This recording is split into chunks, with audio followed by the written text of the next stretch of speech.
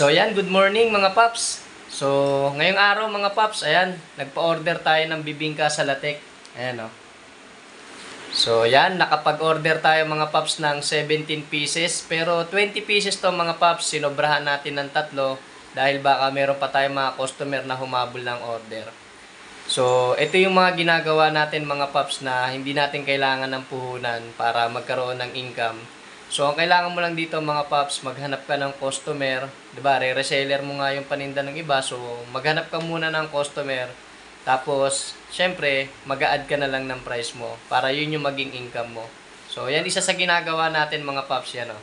Pag-reseller ng paninda ng iba. So, dagdag income natin to mga paps, ganun lang. Sipagan mo lang yung paghahanap ng customer, maging resourceful ka lang mga paps. So, maraming paraan mga paps para kumita tayo ng pera sa malinis na paraan.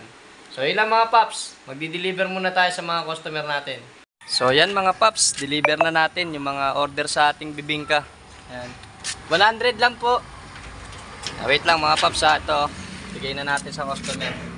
Yun, ayos. Maraming salamat. Yan, meron na tayong isang na-deliver mga paps. Ito, marami pa tayo di-deliver. Ayan o.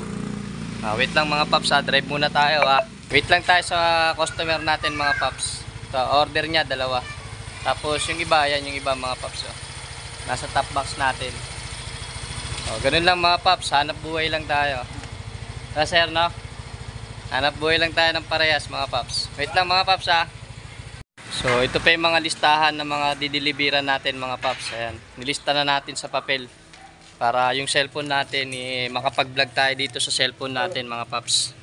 So ayan, wait lang mga paps ha.